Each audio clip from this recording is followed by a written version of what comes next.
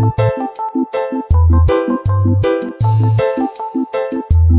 take this opportunity to to welcome you once more to the consulate, Jamaica, away from Jamaica. This evening you are in for a real treat because the diaspora moves a step far further.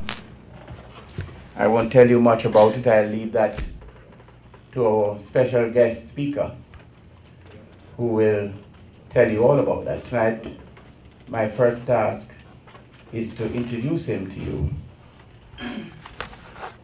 Not that he needs much introduction, he's been around, a few of you know him. I'll present him to you and introduce him to the new ones who are here. I doubt how many new persons we have here tonight because our crowd tonight is not the usual large one because he's been doing the rounds. We're going through Connecticut, New Jersey, Delaware, and we're even encroaching on another jurisdiction when we get into Maryland. So tonight you're seeing mainly the New York crowd.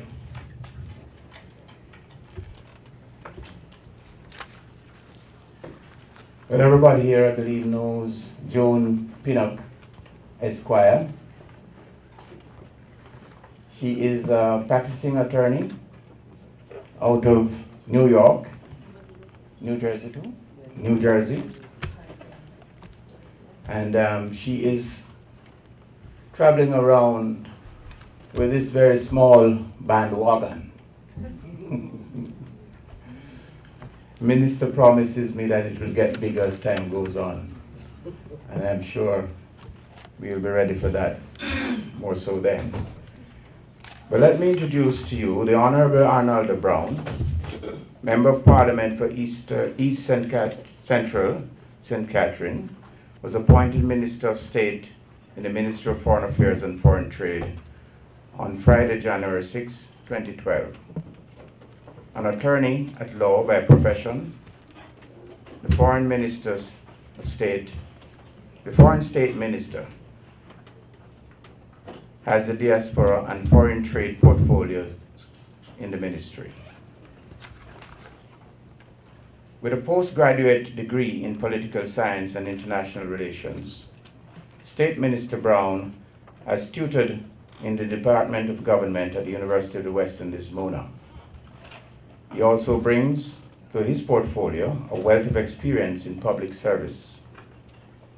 The former senior consultant to Dr. the Honorable Peter Phillips, Minister of National Security.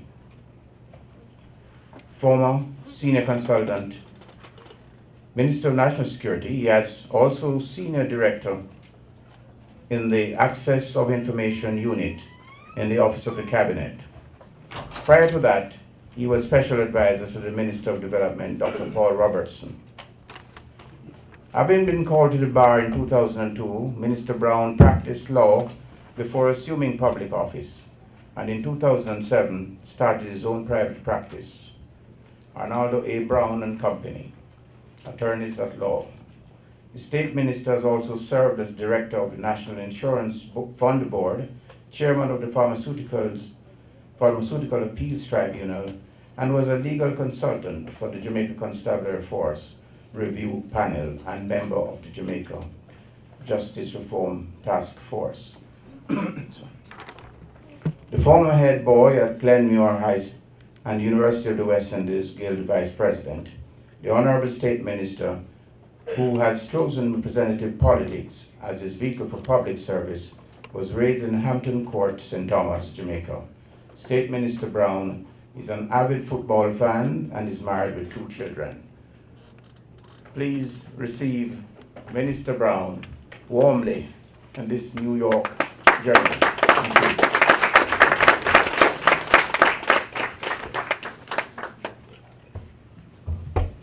Thank you, Consul General Mr. Herman Lamont. I also want to acknowledge the President of Ambassador Rattray, our permanent representative here in New York to the United Nations, and the other members of the team there, members of the consulate, community leaders, distinguished ladies and gentlemen. I must indicate this afternoon that I am scripted, and I will try to keep as much to the script as is possible. My fellow Jamaicans, we gather here today to mark another milestone in the diaspora movement since the first biennial diaspora conference hosted in Jamaica in 2004. The government of Jamaica has redoubled its efforts at creating a borderless Jamaica involving all our people, wherever they reside. With this in mind, it gives me great pleasure to announce the launch of the Mapping Jamaica's Diaspora project, an important tool which we believe will support the government of Jamaica and the policy direction to further strengthen and institutionalize our interaction with the members of our diaspora. The ultimate aim of the mapping project is the creation of a database of Jamaicans worldwide who are interested in contributing to the nation's development through social and financial investments. It will provide a tool to match skills in the diaspora with gaps that exist in Jamaica. I must also use this opportunity to commend the International Organization for Migration, which has been a key partner in the development and implementation of this mapping project. Before I expound on the manner in which the mapping exercise will be conducted, kindly allow me to say a few words of significance of the diaspora to homeland development. Ladies and gentlemen, Jamaica is poised to make even greater strides in its relationship with its diaspora, and this project will be a major stepping stone in this process. It is estimated that some 215 million people worldwide live outside of their country of birth.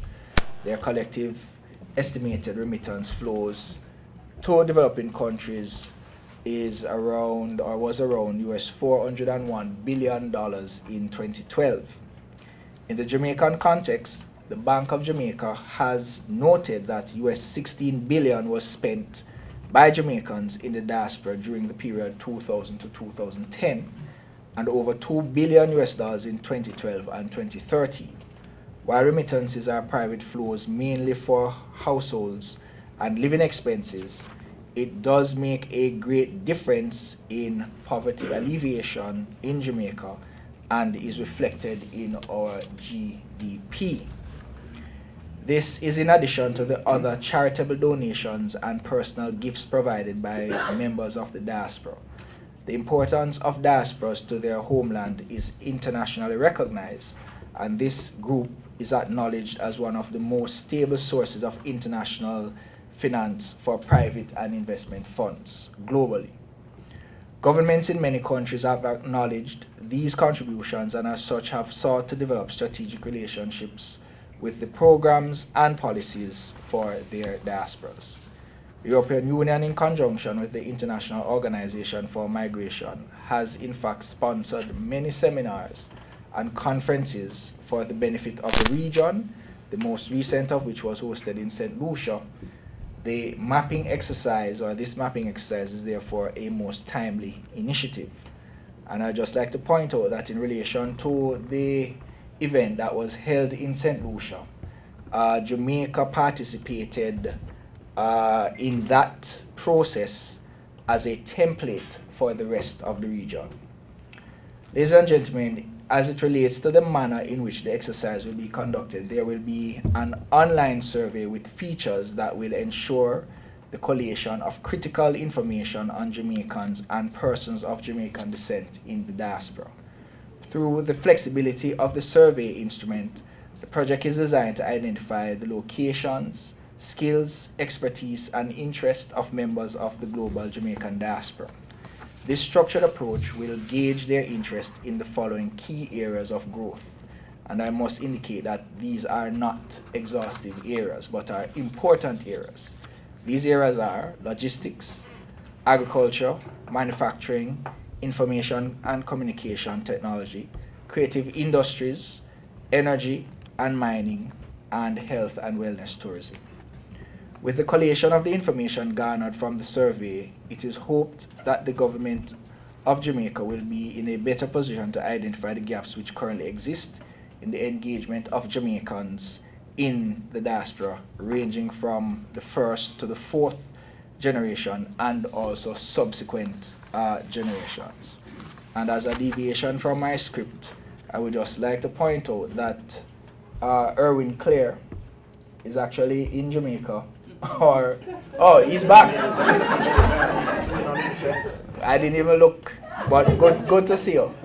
But I'm still going to make the point, because I got a link today on my BlackBerry of a statement attributed to Erwin about the need for I'm using the government loosely, but for the country rather to be ready for engagement with the diaspora.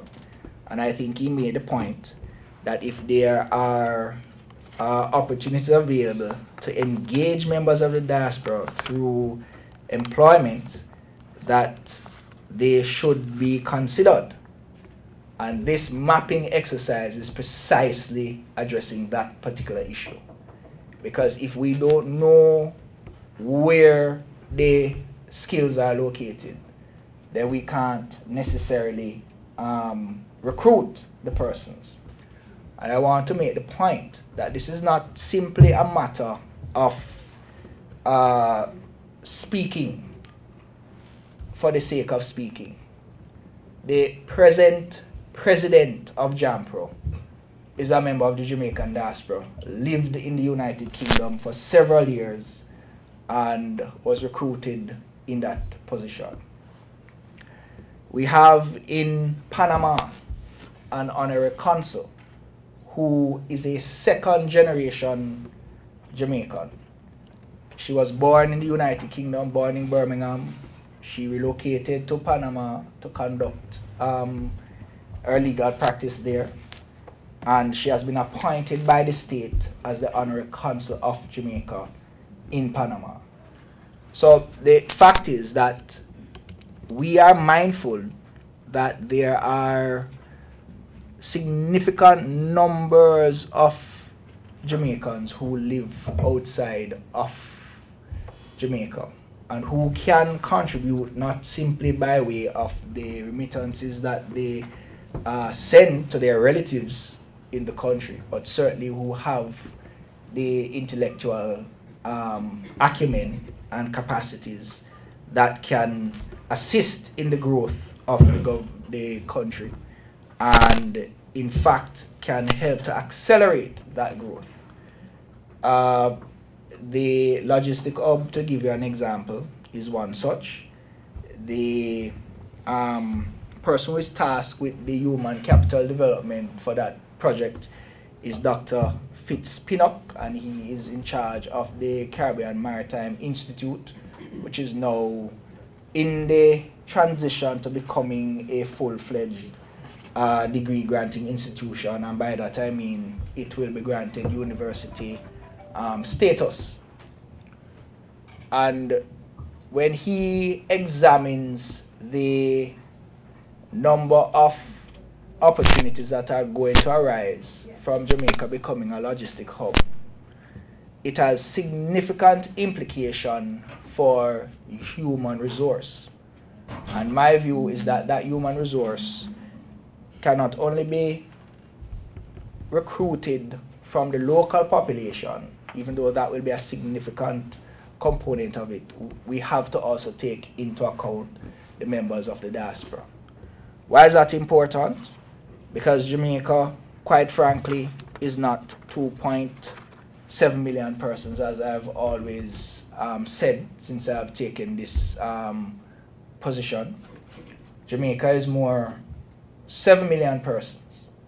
There's 1.8 million persons living in the United States who are either first generation, second or third generation Jamaican, and that is why we're taking down the names of the persons who have attended this launch. In Canada, there are 230,000 Jamaicans who live in the Toronto area alone, and in Canada itself, there are about 300,000 Jamaicans who reside in Canada. And we are talking about persons obviously who are documented.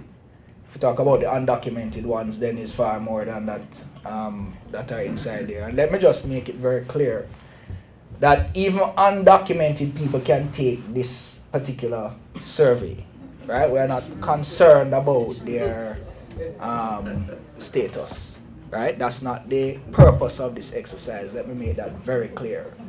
We want to know who you are and where you are, right? And truth is, if we know that in advance, we might be able to assist you.